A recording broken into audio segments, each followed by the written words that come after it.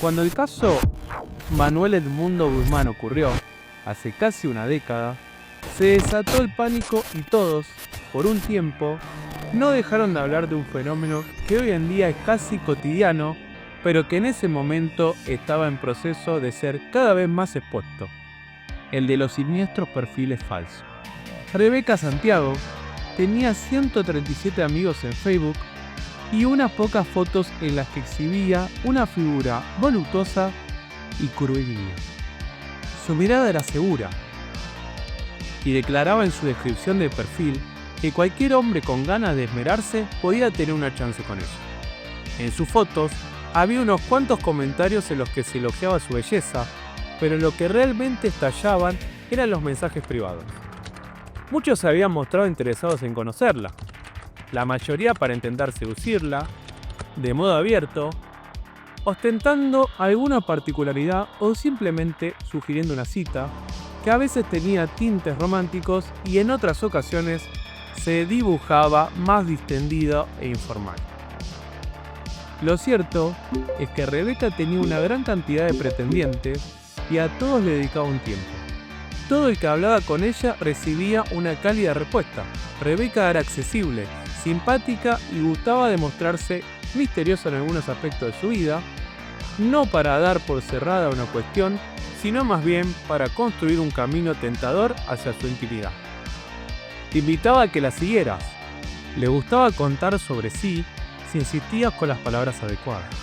Era cautivadora, inteligente, una mujer independiente, sofisticada, atractiva tanto por su estética como por su modo de mostrarse sugerente y directa por partes iguales. Había pasado muy poco desde que había abierto su cuenta, pero luego de varias charlas, Rebeca había concertado una cita presencial con 2 hombres. A último momento, ellos no habían acudido a la misma. A ambos les sucedió que no pudieron entender cómo una mujer, a la que veían con tantas cualidades positivas, pudiera querer algo con ellos que, en primera instancia, no habían esperado siquiera que les contestara. Sus pésimas autoestimas y una alerta repentina lo habían hecho faltar al lugar indicado al horario indicado. No solo se habían acobardado, a último momento los había recorrido un escalofrío, un mal presentimiento. Eliminaron a Rebeca de sus contactos, con un sabor agridulce. Habían logrado entablar un ida y vuelta con alguien que les agradaba. Esa persona había mostrado correspondencia, pero luego habían decidido desaparecer. Su ego, ya maltratado, se achicó un poco más. No sabían que probablemente habían salvado sus vidas al decidir no encontrarse con la chica. Edmundo Leal había nacido en San Jacinto, al sur del paso de San Gorgonio, a unas 85 millas al este de Los Ángeles. Estudiaba en la universidad y amaba el boxeo. Tenía 23 años y un prometedor futuro por delante dentro de su categoría. Entrenaba duro todas las tardes, corría por las mañanas y había montado su propio gimnasio en el garage de su casa. Le gustaba mirar peleas, analizaba a otros boxeadores y estudiaba el modo de resultar atemorizante, no solo por sus técnicas, sino también en su aspecto. Cuidaba todas las facetas de su pasión. Estaba decidido a ser un gran profesional. Para Edmundo, boxear no era solo ponerse guantes y golpear duro.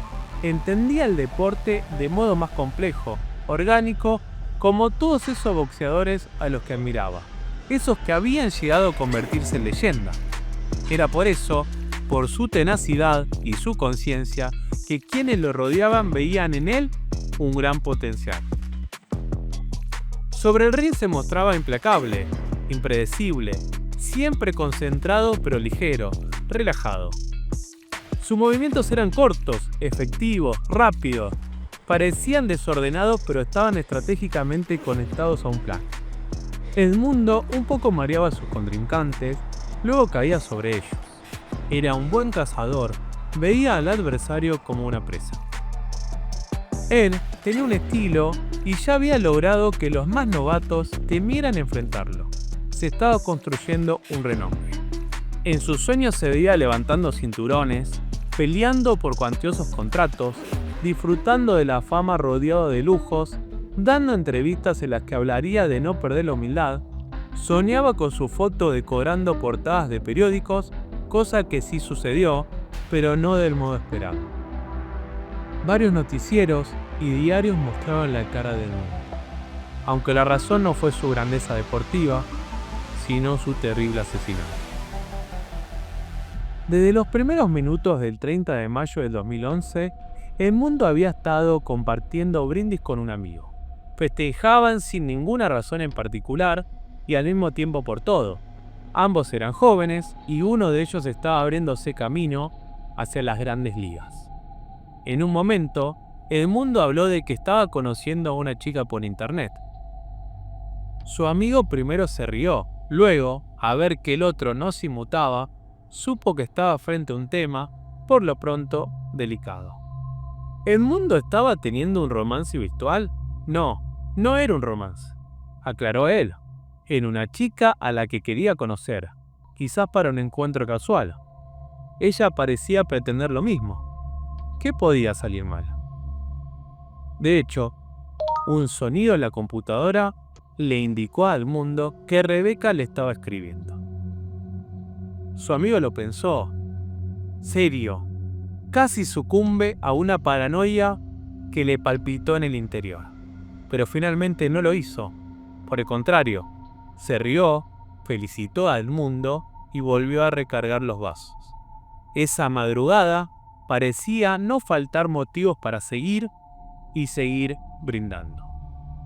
Tanto se brindó que en determinado momento las reservas de alcohol se agotaron. Fue entonces cuando Edmundo terminó de caer en las redes de su trágico final. A diferencia del ego de los anteriores pretendientes de Rebeca, el de Edmundo estaba no solo entero, sino que en alza, lo que a veces hace que no prestemos atención a otras señales. Esa fue una de las cosas que lo condenó. Lo otro que lo condenó fue su ingenuidad. Un cazador nunca se imagina que lo van a cazar, y eso era lo que estaba por suceder. Aprovechando que iría a recargar las provisiones de bebidas etílicas, Edmundo quedó en verse con Rebeca Santiago a las 2 de la mañana, cerca de una licorería de la zona. Edmundo, leal, no solo era muy bueno golpeando, era bueno con los movimientos defensivos. Pero claro que nada pudo hacer para esquivar esas 5 balas que impactaron sobre su cuerpo aquella madrugada, dejándolo agujereado y sangrante sobre el tapizado del vehículo, no sin que antes manejara en shock y dando sus últimos suspiros de vida. Cuando su Toyota Corolla chocó contra un auto estacionado, la muerte le había ganado por nocaut, sin darle oportunidad. En su funeral, al dolor por la pérdida se le sumó una enorme incógnita. ¿Quién había disparado? Nadie tenía razones para odiar al Edmundo, que era una persona sencilla, siempre de buen humor, solidario.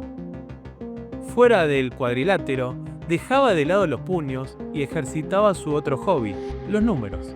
Era más que sobresaliente con las matemáticas y auspiciaba de mentor para estudiantes de secundario y preparatoria que deseaban ingresar a la universidad. Las sospechas fueron inminentes. ¿Quién era esa chica con la que se había ido a encontrar? ¿A ella también la había interceptado ese asesino? ¿O había sido ella la que había presionado el gatillo del arma homicida? ¿Con qué propósito? ¿Qué estaba pasando? Las publicaciones en el muro de Rebeca se detuvieron 2 días después del asesinato. La policía no tardó en poner manos a la obra. Aunque el sargento Jim Erickson dijo en un comunicado que tenía el control de la situación, la investigación sufrió unos cuantos altibajos y la verdad no salió a la luz hasta pasados los 10 meses desde que Edmundo, Eddie para sus amigos, colgara definitivamente los guantes.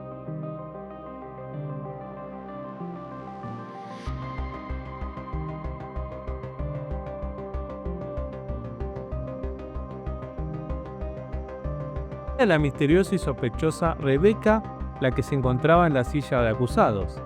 Es que Rebeca, de hecho, no era real. En abril del 2012, los detectives de la Unidad Central de Homicidio arrestaron a un joven en 180 Holsteiner Cycle, a la vuelta de la esquina de donde Edmundo fuera encontrado muerto. El joven quedó esposado bajo sospecha de asesinato gracias a las pistas que una serie de testigos supieron dar. Se lo identificó como Manuel Edmundo Guzmán Jr.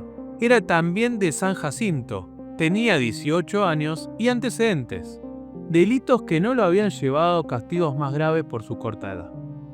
A pesar de que Guzmán no dejó de mostrarse perplejo, al tiempo que se declaraba inocente de todo cargo a los gritos, fue fichado en el Southwest Detention Center en Murrieta y su fianza se fijó en $1 millón. Sin perder tiempo, se le programó una comparecencia ante el tribunal de Southwest Justice Center.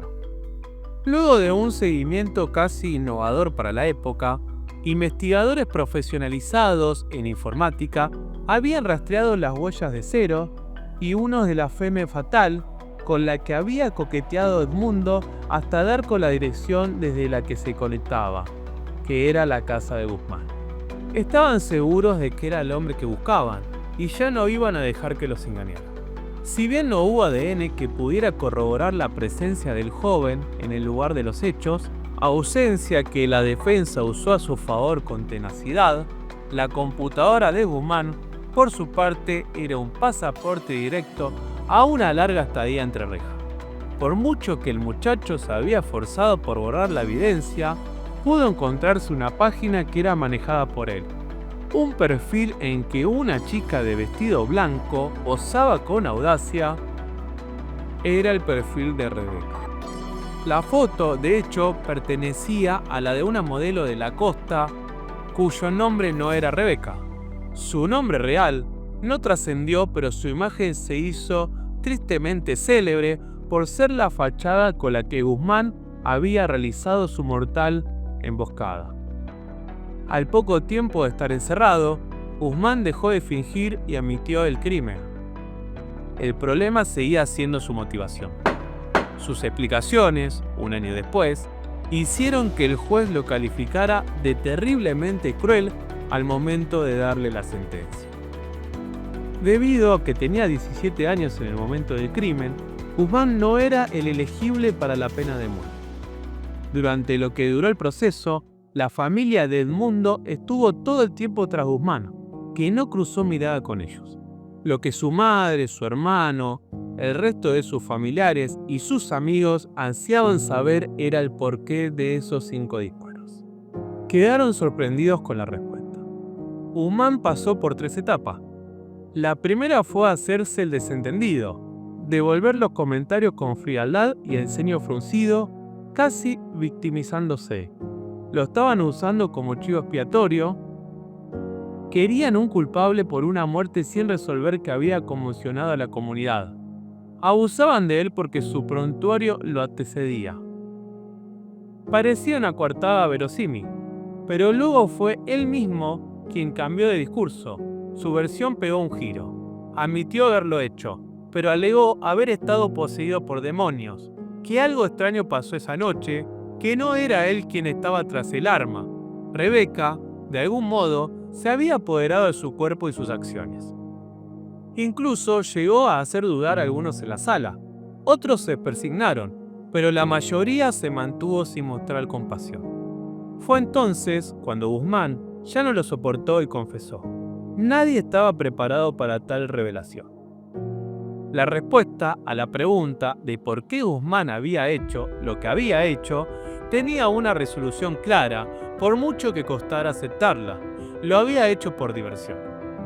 Porque había sido divertido crear a Rebeca, volverla un señuelo, porque había sido divertido ver llegar al incrédulo y dispararle a quemarropa con una sonrisa en el rostro.